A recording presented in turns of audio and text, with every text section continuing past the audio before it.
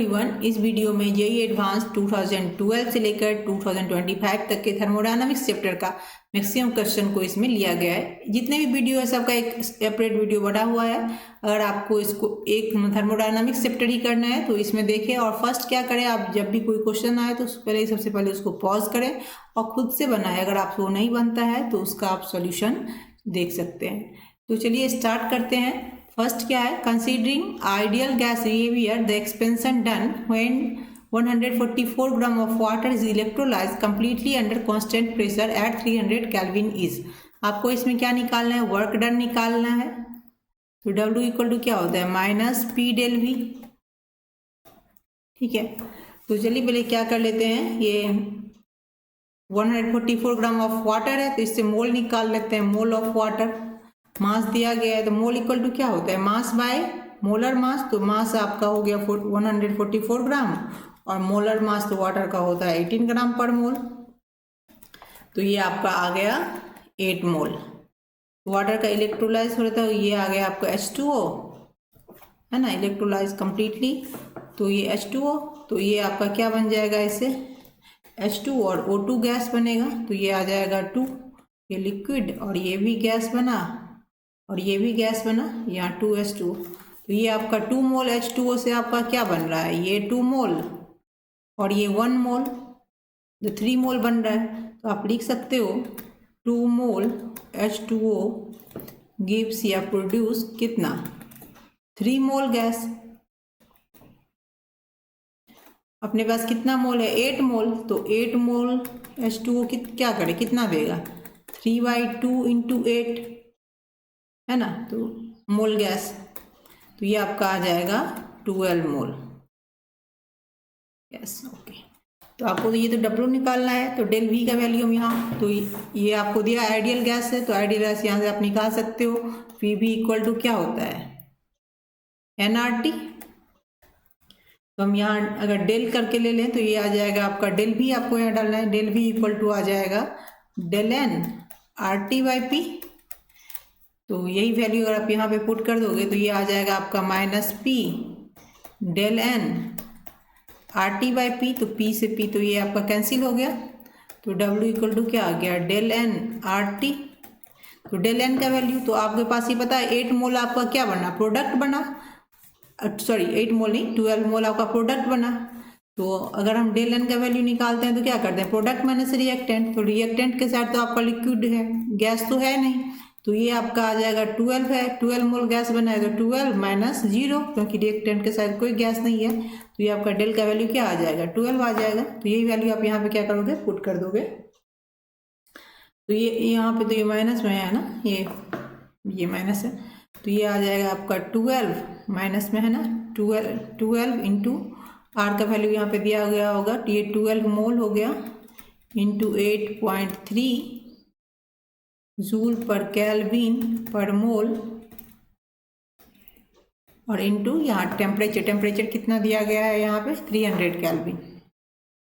300 kelvin, तो kelvin से kelvin, यहाँ मोल से मोल कैंसिल और आप इसको कैलकुलेट कर लो टोटल। तो ये आपका आ जाएगा W equal to minus 29880 joule.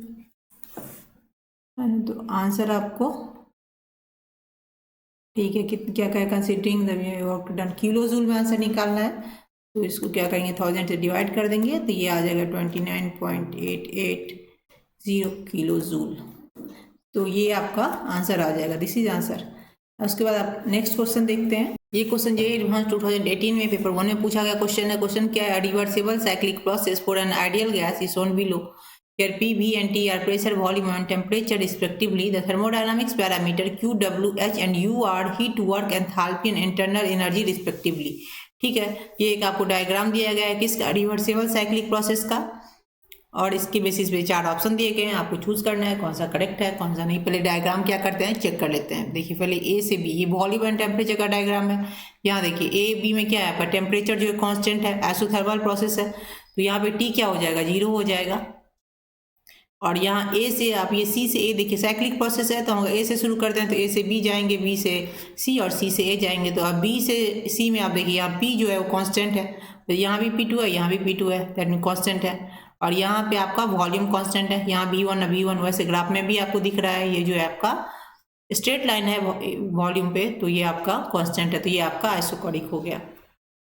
Okay, चलिए पहले क्या करते हैं, लिख लेते हैं। AB में, लाइन AB में क्या है आपका टेम्परेचर जो है कांस्टेंट है, तो डेल T आपका कांस्टेंट हो गया, तो डेल U क्या हो जाएगा, तो change in internal energy del U equal to क्या हो जाएगा, ये आपका AB का ये 0 हो जाएगा।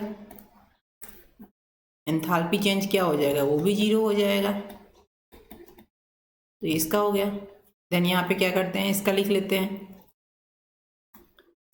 इसका BC का, BC लाइन पे क्या है आपका P जो है वो कांस्टेंट है, तो P 0 हो गया, P 0 हो गया, that means Q equal to क्या हो जाएगा आपका चेंज इन एंथैल्पी। इसका BC के लिए बात करें तो BC, और W क्या हो जाएगा, यहाँ पे W क्या हो जाएगा BC का, ये आपका हो जाएगा यहाँ माइनस P2, और यहाँ से है V1, फाइनल क्या है, फाइनल वॉल्यूम V1 और इनिशियल V2 है, तो V1 फाइनल माइनस इनिशियल होता है V2, तो इसको अगर माइनस हटा दें तो यहाँ ऐसे लिख सकते हैं V2 माइनस V1, ठीक है। और एक और बचा CA के लिए क्या हो जाएगा, डेल यहाँ पे V 0 हो जाएगा, वॉल्यूम 0 है, तो डेल भी 0 है, चेंज इन वॉल्यूम क्या है यहाँ पे 0, तो W भी 0 हो जाएगा। उसके बाद QAC इक्वल टू क्या हो जाएगा, चेंज इन एंथैल्पी एनर्जी का, ये भी आपका AC ये हो जाएगा, ठीक है। तो Q equal to change in energy हो जाएगा, इंटरनल एनर्जी। अब ये साइक्लिक प्रोसेस है, तो साइक्लिक प्रोसेस में टोटल डेल U क्या होता है,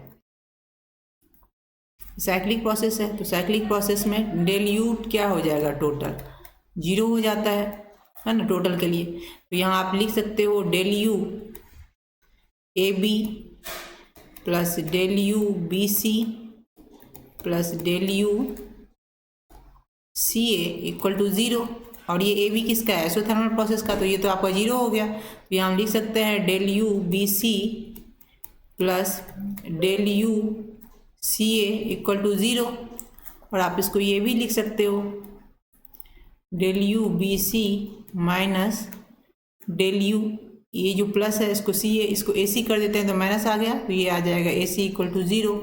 यहाँ हम ये भी लिख सकते हैं del U BC equal to del U AC, इसको इक्वेशन 1 रख लेते हैं। जैसे मैंने ये इंटरनल एनर्जी के लिए निकाला वैसे आप चेंज इन एंथैल्पी के लिए भी निकाल सकते हो, सेम प्रोसेस। तो ये आपका आ जाएगा del H BC equal to del H AC, ठीक है। ये इक्वेशन 2 हो गया, क्योंकि इसका भी ये ऐसे थर्मल ग्रेडियल ऐसे यहाँ 0 आ जाएगा, तो ये आपका ऐसा आ जाएगा, सेम प्रोसेस ये हो गया। अब हम क्या करेंगे, एक एक करके चेक कर लेते हैं कौन सा क्या है। फर्स्ट आपको क्या है, QAC equal to del UBC और WAB equal to P2 V2 minus V1। तो देखिए ये WAB ये AB के लिए बात हो रहा है, दैट मीन्स ये आइसोथर्मल प्रोसेस के लिए साइक्लिक रिवर्सेबल है, ये रिवर्सेबल आइसोथर्मल प्रोसेस में W इक्वल टू क्या हो जाता है, minus NRT ln V2 by V1 हो जाता है। तो ये तो आपका रॉन्ग हो गया, सेकेंड वाला जो यहाँ पोर्शन है वो गलत है, दैट इज पूरा ये ऑप्शन है वही गलत है, लेकिन इसको भी एक बार चेक कर लेते हैं। ये जो आपको दिया गया है QAC equal to del UBC, ठीक है, तो इसको देख लेते हैं। तो डेल U इक्वल टू क्या हो जाता है यहाँ पे, वैसे यहाँ पे यही लिखते हैं, Q इक्वल टू होता है आपका डेल U प्लस W, और ये आपका हो जाएगा del U plus P del V। किसके लिए बात हो रही है, AC के लिए यहाँ पे, तो ये आइसोकोरिक है, वॉल्यूम 0 है, तो यहाँ हम लिख सकते हैं जो क्या कहते हैं Q equal to del U, क्योंकि ये तो 0 आ जाएगा ये पूरा टर्म, तो यहाँ आ जाएगा आपका QAC equal to del U AC, equation 2। और इक्वेशन 3, ये 2 आ गया ना, तो इसको इक्वेशन 3 रख लेते हैं। तो 1 और 3 से यहाँ देखिए Q del U BC equal to del U AC है, तो आपको यहाँ क्या दिया गया है QAC, तो इसको बस 1 और 3 से आप कर सकते हो, 1 और 3 से आपका क्या हो जाता है QAC, और यहाँ QAC इक्वल टू QBC है, तो इसको आप लिख सकते हो QAC equal to del UBC, ये तो लिख ही सकते हैं। तो ये फर्स्ट पोर्शन करेक्ट है, बट ये टोटल तो इनकरेक्ट हो गया, ठीक है। तो सेकेंड में क्या है आपका W B C equal to P two V two minus V one. तो यहाँ पे आपको ये बी सी के लिए देख रहे हैं, तो बी सी इक्वल टू क्या हो गया P two V two minus V one. तो ये आपका क्या है, करेक्ट है। Then Q B C equal to del H A C. तो Q equal to del H B C तो होता ही है, मतलब क्यू बी सी यहाँ हम सेकेंड पोर्शन के लिए कर रहे हैं। P जीरो है, ऐसोबारिक है, तो आप लिख सकते हो Q B C equal to del H B C. और आपको इक्वेशन यहाँ से क्या पता है, ये इक्वेशन 2 से del H B C equal to del H A C. तो यहाँ बी सी की जगह पर हम यहाँ ए सी भी लिख सकते हैं। तो यहाँ आप लिख सकते हो Q B C equal to del H A C. तो ये भी आपका प्रूव हो गया सेकेंड पोर्शन। तो बी आपका क्या हो गया, करेक्ट हो गया। सी में क्या है, एंथैल्पी चेंज सी ए का और ये delta internal energy C A का, और Q A C equal to Q B C. देखिए Q A C equal to Q B C आपने यहाँ पे ये सॉल्व किया, ये तो सेकेंड पोर्शन आपका यहाँ पे पहले से ही सॉल्व है, ये करेक्ट है। और इसको आपको सॉल्व करना है फर्स्ट पोर्शन को। तो फर्स्ट पोर्शन को हम यहाँ लिख सकते हैं N C P T one minus T two, क्योंकि डेल्टा एच इक्वल टू क्या होता है N C P del T, और डेल यू इक्वल टू क्या होता है N C V del T. तो ये आपका आ जाएगा N C V T one minus T two minus में। बट यहाँ क्या है, यहाँ एन एन तो ये ऐसे कैंसिल हो जाएगा, ये आ जाएगा C P T one minus T two, और ये C V T one minus T two. But T two is greater than T one है, यहाँ पे T one greater than T one, ये दोनों क्या है आपका माइनस है। तो ये जो फर्स्ट जो यहाँ पोर्शन है ये आपका करेक्ट है। इसको आप एक तरह और देख सकते हो, यहाँ जैसे आपका डेल एच इक्वल टू क्या हो जाता है, सेकेंड प्रोसेस से देख सकते हैं, डेल एच इक्वल टू हो जाता है del U plus del P V. यहाँ भी तो वैसे कांस्टेंट है, पी क्या हो रहा है, अगर हम सी से ए जा रहे हैं तो पी डिक्रीज हो रहा है, पी डिक्रीज हो रहा है दैट मीन्स निगेटिव हो रहा है पी, है ना। तो इसको आप लिख सकते हो, ये पी निगेटिव हो रहा है तो इसको हम लिख सकते हैं डेल एच इक्वल टू क्या, सी ए के लिए बात हो रही है तो हर जगह सी ए हो जाएगा, यहाँ भी सी ए यहाँ भी सी ए। तो ये डेल यू सी ए, कुछ निगेटिव पार्ट इसमें ऐड होगा क्योंकि यहाँ से डिक्रीज हो रहा है। तो आप डेल्टा एच इक्वल टू क्या हो रहा है आपका del U plus negative part, कुछ निगेटिव ऐड करेंगे तब इसके इक्वल होगा इंटरनल एनर्जी का, चेंज इन एंथैल्पी का भी इक्वल होगा इंटरनल एनर्जी का। जब इंटरनल एनर्जी में कुछ आप क्या करोगे, कुछ निगेटिव पार्ट ऐड करोगे, दैट मीन्स यहाँ आप इसको ये लिख सकते हो लो डेल एच सी ए जो है सी ए का, तो ये आपका करेक्ट आ रहा है। तो बी और सी जो है वो करेक्ट आंसर आ जाए, आपका ये पोर्शन जो है वो करेक्ट है। देन डी में क्या है, डी जो है इसका जस्ट ये उल्टा है ना, जो आपने ये सी में यहाँ पे जो आपने यहाँ सॉल्व किया है जस्ट इसका उल्टा है, दैट ये रॉन्ग है। तो आपका आंसर क्या आ जाएगा, आंसर आपका आ जाएगा बी और सी, बी और C is correct answer. Question is consider the following volume temperature diagram for the expansion 5 mole of an ideal monoatomic gas. So consider only PV work is involved. The total change in enthalpy for the transformation of state in the sequence x y y से z is. तो ये आपको ये graph दिया गया है, इसमें आपको क्या निकालना है, x से y y से अगर z जाते हैं तो आपको एंथैल्पी चेंज क्या होगा ये आपको निकालना है। क्वेश्चन जेईई एडवांस 2024 में पेपर 1 में पूछा गया क्वेश्चन है। तो आपको क्या निकालना है, इसको सपोज यहाँ से अगर x से y जाते हैं तो h1 होता है, ये डेल h1 होता है अगर एंथैल्पी चेंज, तो यहाँ डेल h2 ले लेते हैं। तो आपको डेल h x से z के लिए निकालना है, तो ये क्या आ जाएगा del h1 plus del h2। वैसे एंथैल्पी चेंज का फॉर्मूला क्या हो जाता है, डेल h इक्वल टू क्या होता है N C P del T. तो यहाँ देखिए डेल टी है, तो ये x और y क्या है आइसोथर्म है, यहाँ टेम्परेचर कांस्टेंट है, तो ये टोटल वैल्यू क्या हो जाएगा, ये h1 के लिए 0 हो जाएगा। तो यहाँ से हम निकाल सकते हैं del x z equal to बस डेल h2 के लिए, तो यहाँ N C P del T रख लेते हैं। तो N C P del T का क्या हो जाएगा एन सी पी का सी वी प्लस आर, और ये आ जाएगा डेल टी। यहाँ इसका वैल्यू दे दीजिए, एन कितना है 5 मोल है, और ये सी वी का वैल्यू यहाँ पे दिया गया है 12 जूल पर केल्विन, और प्लस आर का वैल्यू 8.3 जूल पर केल्विन पर मोल, और ये आ जाएगा आपका फाइनल 415 माइनस 335 तो ये आ जाएगा टी का वैल्यू 415 माइनस 335 केल्विन। तो ये यहाँ से आप उसको क्या करेंगे, हम पहले यूनिट को कैंसिल कर लेते हैं। मोल से मोल हो गया कैंसिल, यहाँ प्लस में केल्विन है तो दोनों केल्विन एक साथ यहाँ कैंसिल, इसके साथ कैंसिल हो जाएगा। तो इसको अगर आप कैलकुलेट करोगे टोटल तो ये आपका आ जाएगा 8120 जूल, है ना। ये अगर टोटल आप यहाँ पे कैलकुलेट करते हो तो ये आपका क्या आ जाएगा, यही एंथैल्पी चेंज का ये आंसर होगा। इसको आप एक डायरेक्ट भी निकाल सकते हो। देखो डेल्टा एच जो है ना एंथैल्पी, ये क्या है आपका, ये आपका स्टेट फंक्शन है। दैट मीन्स ये इंडिपेंडेंट ऑफ पाथ है। इंडिपेंडेंट पाथ है तो आपको मतलब अगर ये 4-5 स्टेप में, ये तो 2 ही स्टेप में दिया गया है आपको निकालने के लिए। अगर 4-5 स्टेप में होना तो आपको डायरेक्ट ही ऐसे निकाल लेना है, एक्स से जेड जाएंगे तो निकल जाएगा ये, क्योंकि इसमें पाथ पे तो डिपेंड करेगा नहीं। डेल्टा एच का सेम इसी वैल्यू से आप इजीली निकाल लोगे और यही सेम वैल्यू यहाँ पे ये आ जाएगा 8120 जूल। तो this is answer. Next question. Question is, an ideal gas is expanded from P1 V1 T1 to P2 V2 T2 under different conditions. The correct statement among the following is are। ये question JEE advance 2017 का है। तो चलिए एक एक option लेकर के हम देखते हैं इसमें कौन सा सही है। ये जो क्वेश्चन है मोर देन वन ऑप्शन वाला क्वेश्चन है, ठीक है। तो चलिए इसको देखते हैं। फर्स्ट क्या कह रहा है, the work done on the gas is maximum when it is compressed irreversible फ्रॉम P2 V2 to P1 V1। ये क्वेश्चन क्या, एक इसका ग्राफ बना लेते हैं। देखिए एक ग्राफ हो गया।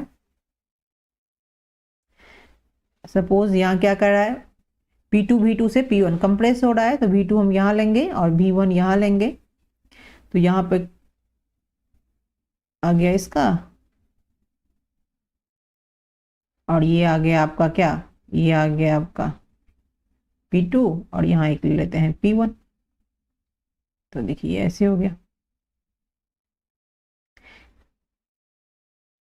ओके।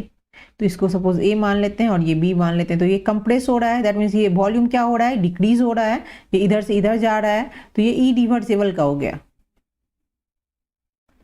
ये क्या हो गया, इरिवर्सिबल का हो गया। अगर हम रिवर्सिबल का बनाएंगे तो ये ऐसे आएगा,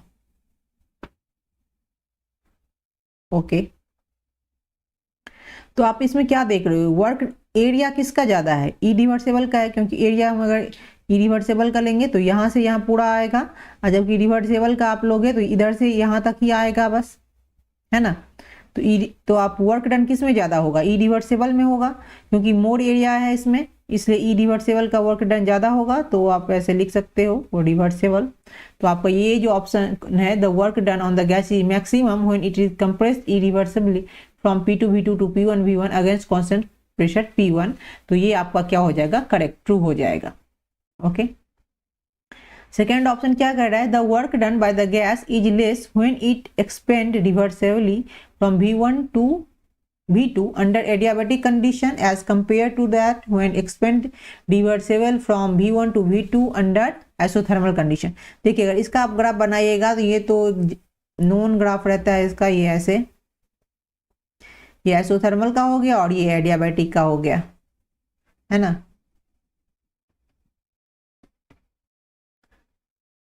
और ये क्या हो गया, एडियाबैटिक का हो गया। आइसोथर्मल का ऐसे इधर क्यों ऊपर रहता है, क्योंकि आप इसमें T जो होता है वो कांस्टेंट होता है, और एडियाबैटिक में आपका Q कांस्टेंट होता है। तो एडियाबैटिक में क्या होता है, विथ टाइम प्रेशर और ये टेम्परेचर दोनों डिक्रीज होने लगता है, ओके। तो ये आपका एडियाबैटिक पीछे आ जाएगा, आइसोथर्मल ये आगे आ जाएगा। तो आप ये जो इसमें देखिए, इसका जो एरिया होगा आइसोथर्मल का वही सेम मैक्सिमम होगा। तो इसका वर्क डन क्या हो जाएगा, ग्रेटर देन एडियाबैटिक हो जाएगा। तो वर्क डन आइसोथर्मल का क्या हो जाएगा, ग्रेटर देन एडियाबैटिक हो जाएगा, ओके। तो ये भी आपका क्या हो गया, ट्रू हो गया। नेक्स्ट क्या है, if the expansion is carried out freely it is simultaneously both isothermal as well as adiabatic. क्या कह रहा है, अगर सपोज कोई एक्सपेंशन हो रहा है और वो क्या हो रहा है, फ्रीली हो रहा है। फ्रीली का मतलब क्या हो गया, जो Q इक्वल टू 0 हो गया, इसमें कोई भी फोर्स नहीं लगेगा, दैट मीन्स वैक्यूम में हो रहा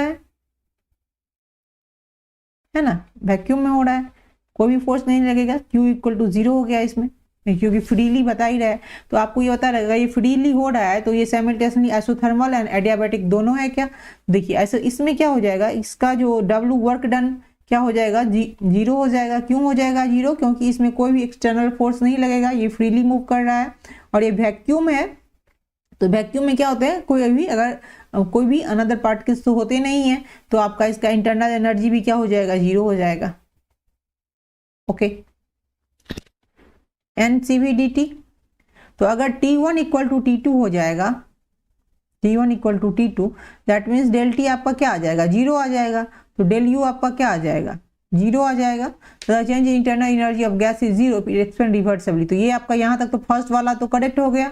अब सेकंड देखते हैं, positive if it is expand reversibly under adiabatic condition T1 equal to not T2। Suppose अगर ये T1 इक्वल टू T2 नहीं है, ओके, तो डेल U इक्वल टू क्या होता है,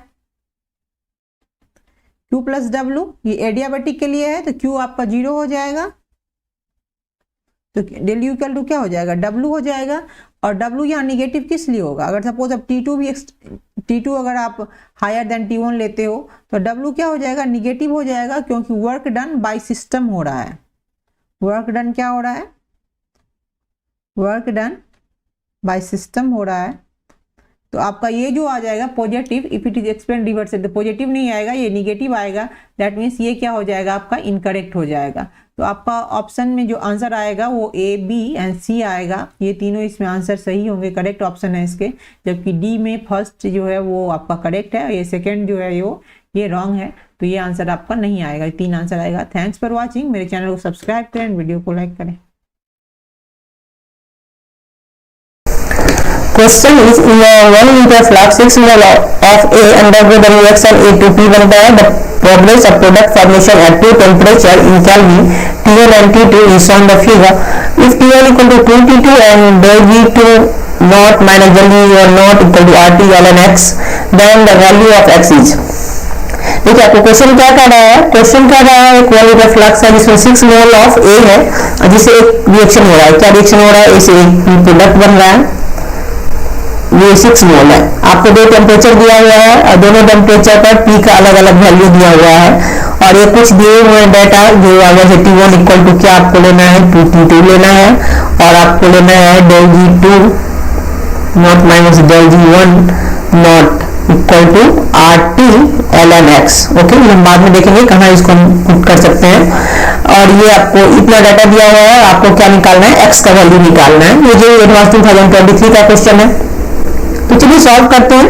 देखिए आपको दिया हुआ इनिशियली ए जो है वो 6 मोल है। ओके, हम क्या करेंगे, तो टेम्परेचर T1 पे निकालेंगे। तो एट टेम्परेचर T1 ये 6 मोल है, इनिशियली तो ये 0 होगा, इक्विलिब्रियम में ये क्या हो जाएगा, चेंज ये माइनस, ये आपका 4 बन रहा है तो ये आपका हो जाएगा 6 माइनस 4 चेंज होगा और इक्विलिब्रियम में आपका ये क्या आ जाएगा, ये आपका आ जाएगा 2 और ये आ जाएगा 4। तो इसका हम अगर इक्विलिब्रियम कांस्टेंट निकालेंगे तो क्या बनता है, प्रोडक्ट बाय रिएक्टेंट होता है, तो 4/2 हो जाएगा, 2 हो जाएगा। ओके, ऐसे ही हम टेम्परेचर 2 पे निकालेंगे, T2 पर ए से क्या बन रहा है, आपका P बन रहा है प्रोडक्ट, ये 6 मोल है इनिशियली, ये 0 है, चेंज क्या हो रहा है, कितना बन रहा है T2 पे, ये 2 मोल बन रहा है P। तो ये जब 2 मोल बन जाएगा तो ये 6 माइनस 2 हो जाएगा, तो ये आपका 4 बच गया इक्विलिब्रियम में और ये 2 बच गया।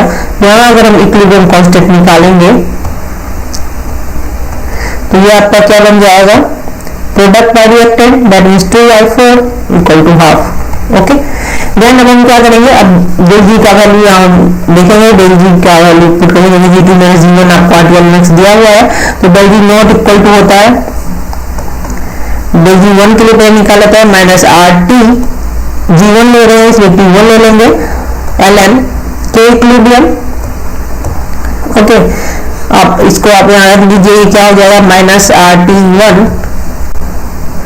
ln k इक्विलिब्रियम कितना है आपका 2 है और आपको यहाँ देखिए दिया हुआ T1 इक्वल टू क्या है, T2T। जब T1 इक्वल टू हम क्या पुट करेंगे, 2T2, तो आप यहाँ पुट कर दीजिए, ये आपका आ जाएगा माइनस R, T1 की जगह पर हम रख देंगे 2T2 ln 2। Then del G2 equal to निकालेंगे, del G2 naught equal to same minus RT two ln के इक्विलिब्रियम होता है, तो ये आपका आ जाएगा minus RT two ln half. Okay, अब क्या आपको करना है, del G2 minus del G1, del G naught 2 minus del G1 naught equal to क्या हो जाएगा, इसको आप ऐसे भी लिख सकते हो RT2 ln, अगर हम इसमें से दोनों में से ले लेंगे कॉमन, तो ये आपका ऊपर आ जाएगा, क्या आ जाएगा ऊपर 2 का स्क्वायर बाय हाफ। समझ रहे हो, क्योंकि आपको del G2 minus del G1 करना है, तो आप इसको del G2 का वैल्यू ये आ गया और del G1 का वैल्यू आपका ये आ गया, तो हम इसको ऐसे कर सकते हैं del G2 minus del G1 RT2 ln, दोनों में है तो कॉमन ले लिए, यहाँ ये 2 का स्क्वायर हो गया, ये 2 यहाँ आ गया और ये नीचे हाफ। ओके, इसको आप कैलकुलेट कर लो तो ये आपका आ जाएगा RT ln 8।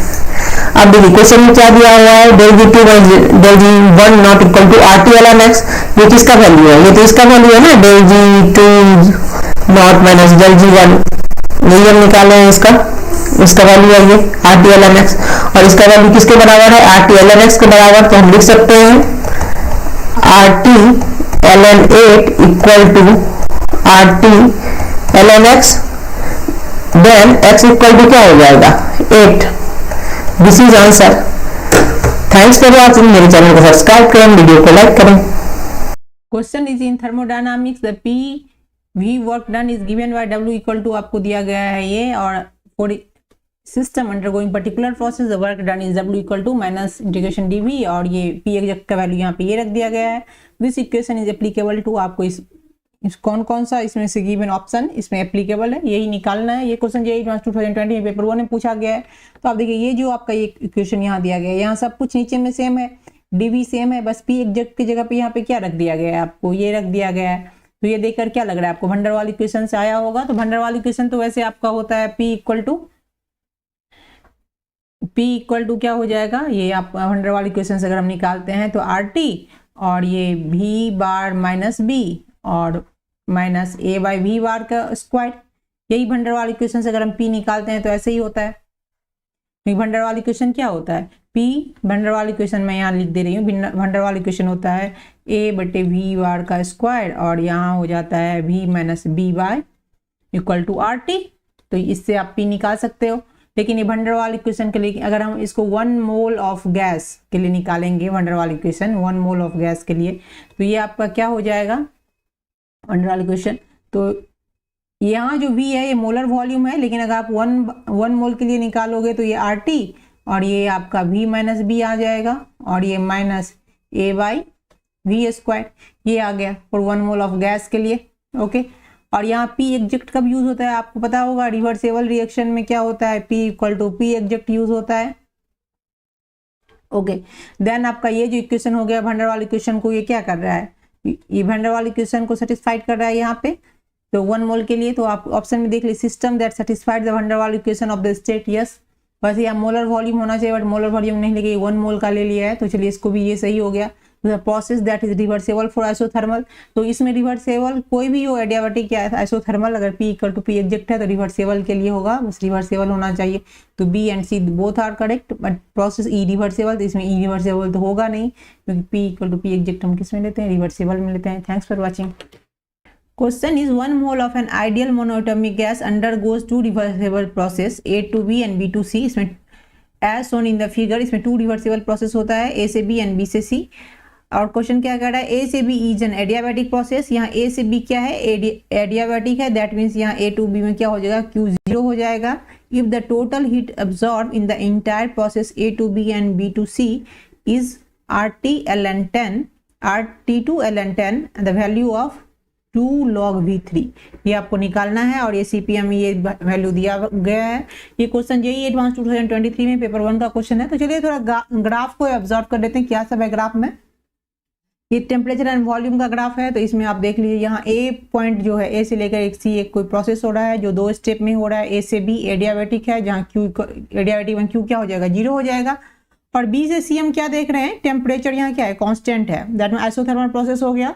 तो यहाँ आपका डेल यू क्या हो जाएगा, 0 हो जाएगा, है ना, क्योंकि बी से सी टेम्परेचर कांस्टेंट दिख रहा है। यहाँ V1 में वॉल्यूम कितना है, 10 MQ है, और टेम्परेचर कितना है यहाँ 600 केल्विन में दिया गया है। V2 आपको नहीं पता है, नीचे वॉल्यूम नहीं दिया गया है, T2 दिया हुआ है 60 केल्विन है यहाँ पे, और ये भी आपका यहाँ 60 केल्विन है। ओके, और क्या दिया गया है यहाँ पे, QAC मतलब टोटल दिया है ना, ये total heat absorb in the entire process. QAC कितना दिया गया है, RT2 ln10। ओके, इसको 1 रख लेते हैं। तो अब यहाँ पर देखिए ये तो आपको दिया गया है, तो हम B से C में देखते हैं, 4B से C, 4B2C के लिए यहाँ क्या है, डेल यू 0 है। तो फर्स्ट लॉ ऑफ थर्मोडायनामिक्स से क्या हो जाता है, डेल यू इक्वल टू आपका हो जाता है Q प्लस W। तो आपका ये 0 हो गया, तो यहाँ हम लिख सकते हैं Q इक्वल टू क्या हो जाएगा, माइनस W। और आपको पता है QAC इक्वल टू क्या होगा, QAC इक्वल टू यहीं पे लिख लेते हैं, QAC इक्वल टू होगा QBC प्लस QAB, यही होगा ना, A से लेकर B तक और B से लेकर C तक, QAC हो गया। तो ये आपको पता है 0 है QAB, तो यहाँ क्या हो जाएगा, ये QAC equal to QBC। Okay, इसको इक्वेशन 2 रख लेते हैं, क्योंकि ये आपका 0 है यहाँ से, कि A से B एडियाबैटिक प्रोसेस है। ओके, देन यहाँ क्या हो गया, फर्स्ट लॉ ऑफ थर्मोडायनामिक्स में यहाँ से Q equal to minus W, और ये आइसोथर्मल रिवर्सिबल प्रोसेस है, तो यहाँ क्या हो जाएगा, W का वैल्यू ये तो माइनस ही है, माइनस NR होगा ना, NRT2 ln V3/V2, V2/V1 होता है, लेकिन यहाँ जो V2/V1 होता है, तो यहाँ V2 क्या हो गया, इस प्रोसेस के लिए V3 हो गया, इसीलिए हमने यहाँ V3 रखा है, और V1 यहाँ V2 है, इसीलिए V2 है। ओके, तो यहाँ ये क्या है, 1 mole of an ideal monoatomic gas है, तो N यहाँ 1 हो जाएगा, और ये माइनस माइनस प्लस हो जाएगा, तो इसको हम लिख सकते हैं RT2 ln V3/V2। ओके, अब इसके बाद क्या करेंगे, आपका ये Q इक्वल टू हो गया, है ना, ये यहाँ का हो गया। इसके बाद आप इससे इस दोनों इक्वेशन से लिख सकते हो QAC, ये किसका वैल्यू है, ये QBC का वैल्यू है। ओके, QBC इक्वल टू इतना, QAC का, जबकि QAC इक्वल टू QBC होता है, तो हम यहाँ लिख सकते हैं, यहीं पे लिख लेते हैं, QAC इक्वल टू QBC हो रहा है। तो QAC का वैल्यू कितना दिया हो गया है, RT2 ln10 इक्वल टू हम लिख सकते हैं RT2 ln V3/V2। ओके, यहाँ ये लिख सकते हैं, तो आपका ये सब कैंसिल हो जाएगा, और यहाँ आपका क्या बचेगा, 10 इक्वल टू V3/V2। अब आपको ये निकालना है ना log V3, तो V3 का तो वैल्यू निकालना नहीं है, V3 तो ऐसे ही है, तो आपको V2 का वैल्यू निकालना पड़ेगा। तो V2 का वैल्यू निकालने के लिए हम क्या लगाएंगे, कैलकुलेट वैल्यू ऑफ V2 का निकालना पड़ेगा। तो इसके लिए आपको क्या करना पड़ेगा, PV gamma equal to constant, ये लगाना पड़ेगा, जहाँ इसमें आपको गामा का वैल्यू निकालना पड़ेगा। तो गामा का वैल्यू हम यहाँ से निकाल लेंगे, ये CPM दिया हुआ है आपका 5/2R, तो CVM क्या हो जाएगा, CVM आपका 3/2R हो जाएगा। ऐसा क्यों हो जाता है, क्योंकि आपको पता है CP minus CV equal to R होना चाहिए, तो आप इसमें से इसको माइनस करोगे तो ये R आ जाएगा, इसीलिए। तो आप यहाँ गामा इक्वल टू क्या होता है CPM/CVM, तो इसको आप करोगे तो ये 5/3 आ जाएगा। ओके, तो गामा का वैल्यू आ गया। तो अब यहाँ देख लेते हैं हम, ये आपका आ जाएगा T1 V1 to the power gamma minus 1 equal to T2 V2 gamma minus 1। तो यहाँ हम लिख सकते हैं V2/V1 equal to T1/T2 to the power 1 by gamma minus 1। Okay, अगर आप V2 का वैल्यू यहाँ से निकालना चाहते हैं तो ऐसे निकलेगा, V1 यहाँ आ जाएगा आपका T1 एंड T2 और ये 1 माइनस गामा माइनस 1। यहाँ V1 कितना है, V1 आपने देखा यहाँ पर 10 है ना, V1 10 दिया है, तो यहाँ लिख लेते हैं। और T1 आपका 600 केल्विन है और T2 आपका 60 केल्विन है और ये आ जाएगा 1/5/3 माइनस 1। तो V2 इक्वल टू आ जाएगा, आप इसको अगर कैलकुलेट करोगे तो ये आपका आ जाएगा 10 × 10 3/2, तो ये आपका आ जाएगा 10 5/2। ओके, अब हम इसको क्या करेंगे, यहाँ पे पुट कर देंगे V2 का वैल्यू।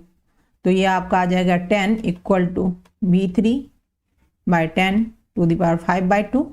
तो V3 इक्वल टू क्या हो जाएगा, 10 × 10 5/2। इसको हम करेंगे तो ये क्या आ जाएगा, 10 टू द पावर 7/2। दोनों साइड अगर लॉग ले लेंगे तो ये आ जाएगा log V3 equal to log 10 to the power 7/2। इसको हम लिख सकते हैं log V3/7/2 log 10। log 10 का वैल्यू 1, तो आप लिख सकते हो log V3 इक्वल टू 7/2 और इसको हम लिख सकते हैं 2 log V3 इक्वल टू 7। जो आपको यही 2 log V3 का वैल्यू निकालना था तो इसका आंसर 7 आ गया। देख लेते हैं, इसी यही वैल्यू निकालना है ना, देखिए यही 2 log V3 का ये 7 आ गया, तो 7 is answer. Question is for the reaction X solid से Y solid plus Z gas, the plot of ln PZ/P0 versus 10 to the power 4/T is given below। ये आपको एक ग्राफ दिया गया है दोनों का, और इसमें आपको PZ जो है वो प्रेशर ऑफ गैस Z है at temperature T and P0 equal to 1 bar है। ओके, तो आपको ये क्या पूछ रहा है, यहाँ पे आपको इसमें 2 क्वेश्चन दिया गया है। ये क्वेश्चन JEE 2021 में पेपर 1 में पूछा गया है। ये स्टेम टाइप क्वेश्चन है जिसमें एक ही में 2 क्वेश्चन रहता है। तो चलिए इसको सॉल्व करते हैं। First we know that del G equal to क्या होता है, del G नॉट ले लेते हैं, del H not minus T del S not, क्योंकि हर जगह नॉट नॉट का ही प्रयोग है तो यही ले लेते हैं। और del G इक्वल टू क्या होता है, माइनस RT ln के होता है, हो जाएगा del H not minus T del S not. Okay, अब देखिए RT ln के है तो इसको हम ऐसे भी लिख सकते हैं, माइनस ln के equal to del H naught by R into 1/T और minus del S by R, क्योंकि R और T अगर यहाँ पे आएगा तो T से T, ये T नीचे का T कैंसिल हो जाएगा, तो ऊपर में del S नॉट ही बचा और बाय R बचा, और इधर del H बाय R और 1/T इसको लिख सकते हैं। ओके, अब क्या करेंगे, नेक्स्ट स्टेप में K का वैल्यू पुट करेंगे। देखिए इस इक्वेशन से अगर आप K निकालोगे ना, ये K इक्वेशन इसका कांस्टेंट अगर K निकालते हैं तो ये क्या आ जाएगा, ये तो सॉलिड ही है, बस Z का ही आएगा, तो हम यहाँ लिख सकते हैं PZ/P0। P0 क्यों लिख सकते हैं, P0 कुछ भी नहीं है बट 1 बार दिया गया है तो क्वेश्चन सॉल्व करने के लिए, और यहाँ भी आपको दिया गया है K का वैल्यू PZ/P0, तो यहाँ आप रख सकते हो minus ln PZ/P0 equal to del S0। ऊपर नीचे क्या करेंगे, 10 टू दी पावर 4 से मल्टीप्लाई करेंगे, तो R into 10 to the power 4, यहाँ क्या आ जाएगा 10 to the power 4/T minus del S naught by R। Okay, अब यहाँ देखिए ये आपका क्या आ गया, y equal to mx plus c, जो एक स्ट्रेट लाइन का ये स्लोप है, तो ये आपको इस ग्राफ से पूरा मैच हो रहा है। तो ये आपका यहाँ क्या आ गया, ये आपको यहाँ x को रिप्रेजेंट करेगा, है ना, ये आपको x को रिप्रेजेंट करेगा और ये आपको y को रिप्रेजेंट करेगा। ओके, अब हम क्या करेंगे, यहाँ इसका स्लोप निकाल लेंगे। तो स्लोप इक्वल टू क्या होता है, स्लोप, ओके स्लोप है ना, स्लोप इक्वल टू आपका ये हो जाएगा minus del H naught equal to R into 10 to the power 4 equal to क्या, इसका डिफरेंस तो -7 और -3, और ये आपका आ जाएगा 12 - 10, तो ये आ जाएगा -4/2, तो -2 आ जाएगा ये। ओके, तो इससे हम क्या करेंगे, डेल एच का वैल्यू निकाल सकते हैं। तो del H naught equal to क्या हो जाएगा, -2 यहाँ है तो ये इधर से माइनस माइनस कैंसिल हो जाएगा और ये आपका आ जाएगा 2r इंटू 10⁴। तो यहाँ r का वैल्यू पुट कर दीजिए जो आपको दिया गया होगा, यहाँ पे दिया है, वही आपको जूल में दिया है, आपको किस में आंसर निकालना है, यहाँ पे किलो जूल में निकालना है। तो इसको हम कर लेंगे 2 इंटू 8.314 इंटू 10⁻³ और ये 10⁻⁴। इसको अगर आप कैलकुलेट करोगे तो ये 16628 किलो जूल आएगा। ओके, जो आपका 7 का आंसर आ गया, इसको आप यहाँ पुट कर लीजिए 16628 किलो जूल। तो इसका आंसर ये हो गया। अब नेक्स्ट क्या कर रहा है, the value of del H naught for the given reaction at 1000 kelvin. अब आपको 1000 केल्विन में क्या करना है, डेल एस का वैल्यू निकालना है। तो डेल एस वैल्यू के लिए हम क्या करेंगे, इसी इक्वेशन को फिर से यूज करेंगे। और देखिए इसमें क्या करेंगे, यहाँ पे इस दोनों का जो डिफरेंस है ना, इसका और इसका, तो अगर सपोज हम यहाँ ln pz/p0 के लिए क्या करते हैं, इसमें से एक ले लेते हैं। सपोज यहाँ -3 लेंगे तो यहाँ 10 लेंगे इस साइड में, अगर यहाँ -7 लेंगे तो 12 लेंगे, तो एक ही लेना है। तो यहाँ क्या कर लेते हैं, y के लिए इसी इक्वेशन को यूज करके इसका वैल्यू क्या लिख लेते हैं, ln pz/p0 का -3, और ये आपका क्या आ गया इधर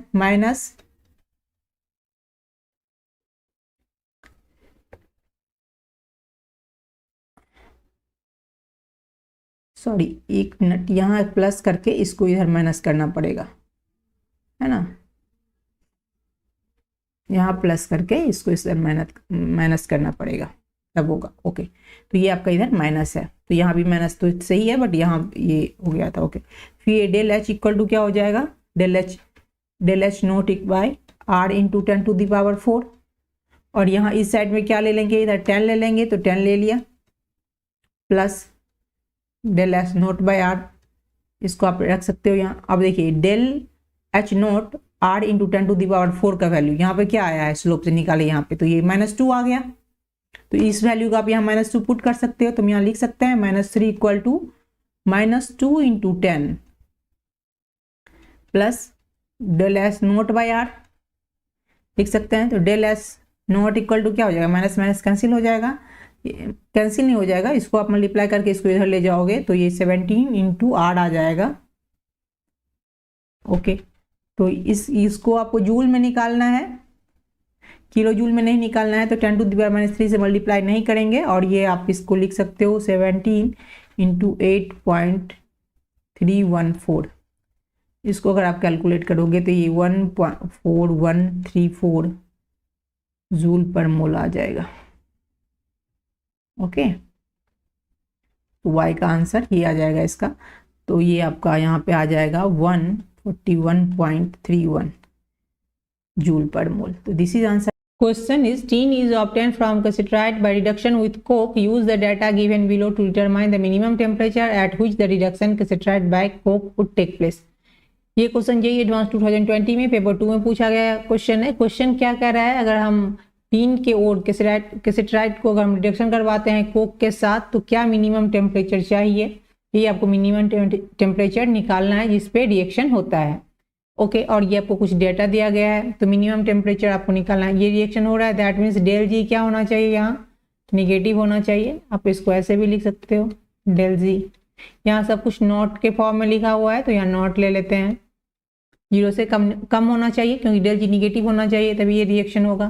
तो ओके, डेल जी को हम क्या लिखते हैं, डेल एच नॉट ले लेते हैं, टी डेल एस नॉट क्या होना चाहिए, निगेटिव होना चाहिए। इसको आप ऐसे भी लिख सकते हो, del H naught by del S naught greater than T, ऐसे इसको लिख सकते हैं। ओके, अब रिएक्शन क्या है, रिएक्शन आपको दिया गया है, किसका रिएक्शन करवाते हो आप, SnO2 का रिएक्शन कोक के साथ करवाते हो जो सॉलिड है, इसका रिएक्शन करवाएंगे तो आपका SN निकलेगा और CO2 निकलेगा। तो CO2 गैस हो गया, ये आपका सॉलिड हो गया और ये भी आपका सॉलिड हो गया। ओके, अब इसमें क्या करेंगे, डेल एच और डेल एस का अगर हम निकाल लेते हैं, change in enthalpy and change in entropy of reaction, तो आपका ये टी का वैल्यू आ जाएगा। वही आपको मिनिमम टेम्परेचर निकालना है यहाँ पे। तो डेल एच निकाल लीजिए। तो डेल एच कैसे निकलता है, डेल एच हो जाएगा एंथैल्पी ऑफ किसका, ये प्रोडक्ट का, और ये माइनस रिएक्टेंट का। तो प्रोडक्ट में ये आपका आ गया डेल एच CO2 का minus del H F formation किसका, ये SnO2 का है ना, SnO2 का। आप दोनों का वैल्यू डाल दीजिए, तो ये आपका आ गया SnO2 का और ये आ गया आपका CO2 का। तो ये आप यहाँ आ गया, ये माइनस में है तो ये -394 और माइनस ये आपका हो गया -581। सब किस में है, किलो जूल पर मोल में है, तो इसको बाद में एक ही साथ लिख लेंगे। तो ये आपका आ जाएगा 187 kilo joule per mole. Okay, अब डेल एस निकाल लेंगे। Del S naught entropy change, entropy change में क्या हो जाएगा, प्रोडक्ट माइनस रिएक्टेंट। तो ये आपका आ जाएगा CO2 का प्लस Sn का प्रोडक्ट साइड में डेल एस है ना, इस दोनों का, और माइनस रिएक्टेंट का। तो रिएक्टेंट का क्या हो गया आपका SnO2 और इस कार्बन, तो ये हो गया S किसका, SnO2 का और प्लस कार्बन का है ना, S कार्बन का हो गया। ओके, अब इसमें इसका वैल्यू आप पुट कर दीजिए तो आंसर आ जाएगा। तो इसका अगर आप वैल्यू यहाँ पे रखते हो तो ये क्या है इसका value,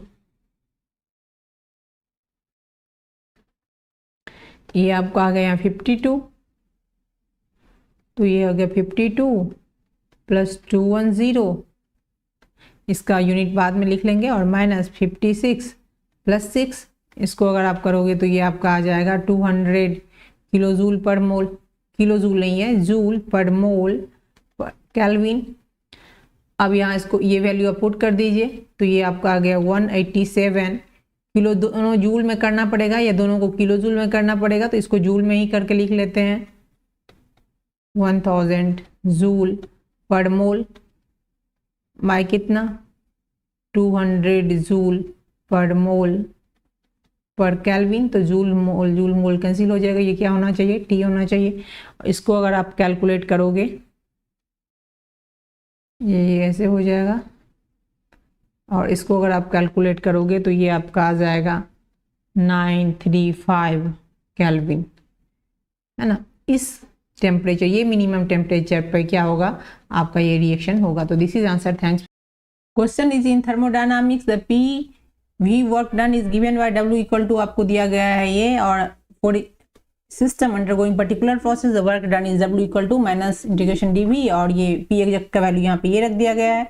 this equation is applicable to, आपको इस कौन सा इसमें से गिवन ऑप्शन इसमें एप्लीकेबल है यही निकालना है। ये क्वेश्चन JEE 2020 पेपर 1 में पूछा गया है।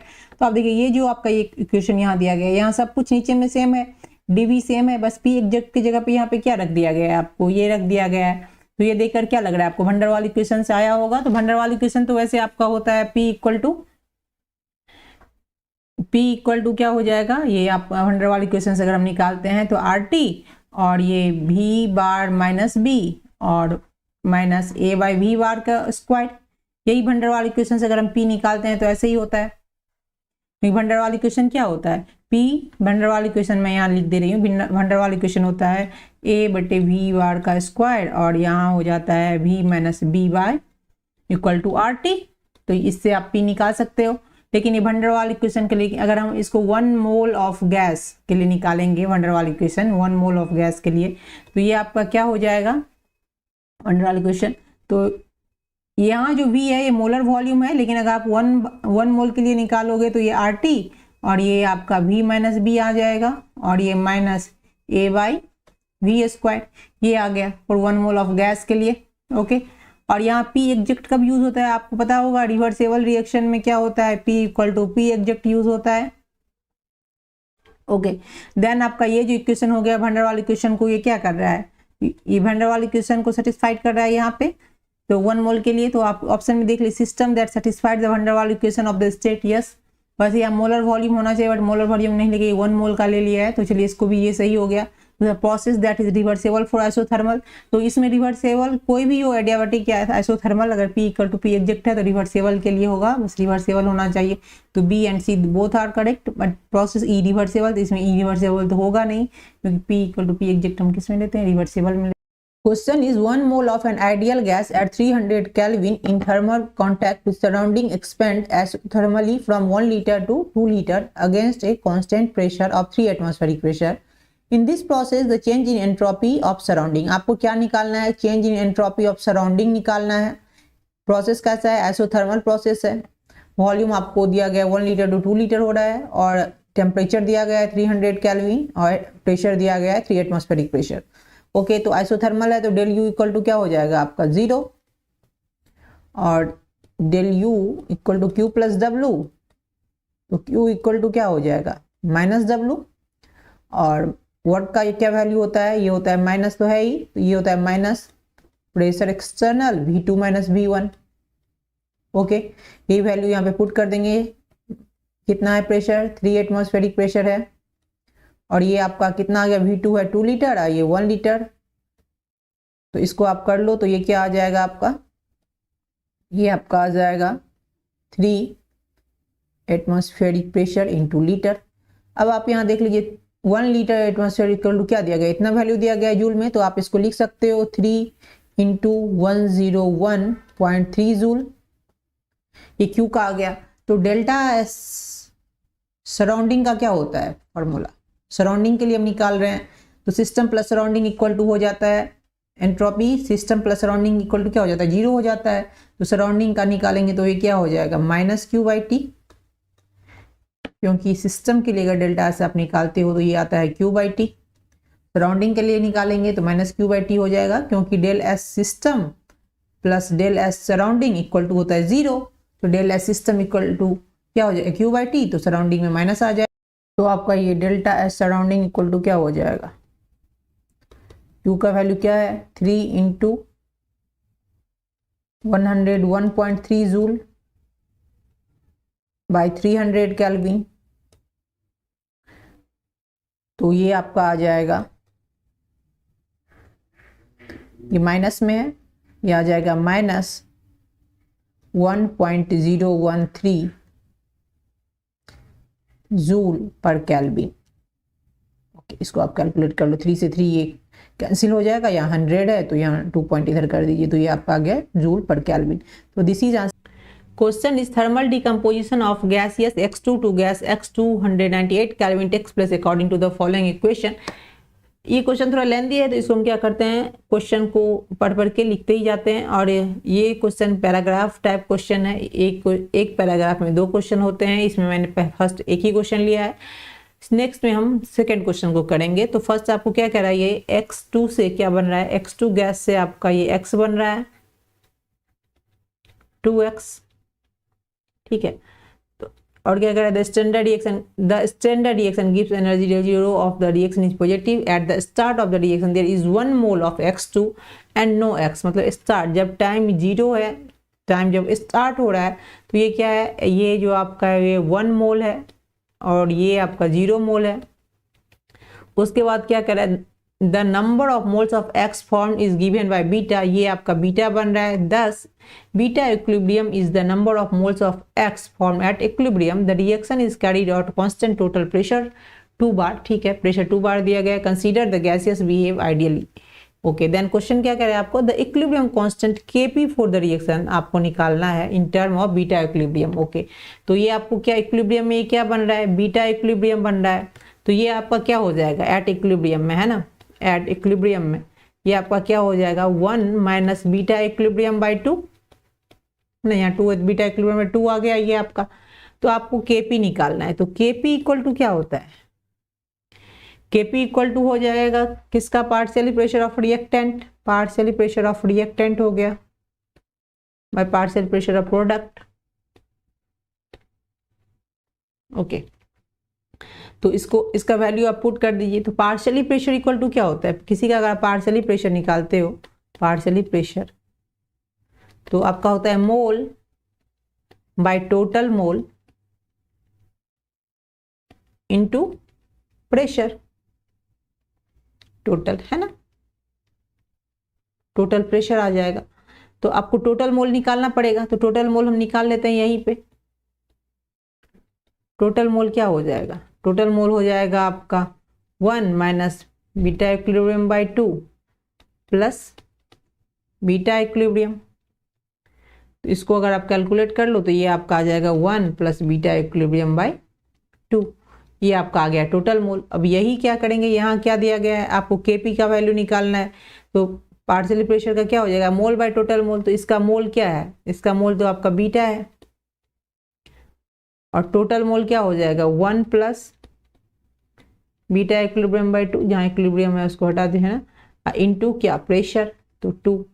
सबको आप क्या करेंगे, इसको स्क्वायर कर देंगे, क्योंकि यहाँ ये स्क्वायर में ये आपका हो गया 2 का स्क्वायर, इसको भी स्क्वायर कर दीजिए या एक ही साथ ले लीजिए स्क्वायर, आ गया ये स्क्वायर बाय। अब पी एक्स इसका भी यही हो जाएगा। इसका मोल क्या है, इसका मोल है 1 minus beta equilibrium bye 2 bye total मोल। टोटल मोल हो गया आपका 1 plus beta equilibrium bye 2 into 2।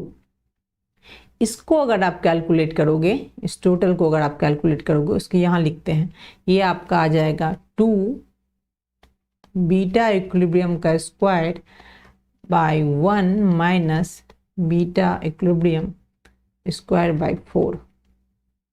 इसको आप कैलकुलेट कर लो तो ये आपका आ जाएगा 8 बीटा इक्विलिब्रियम का square by 4 minus beta equilibrium का स्क्वायर।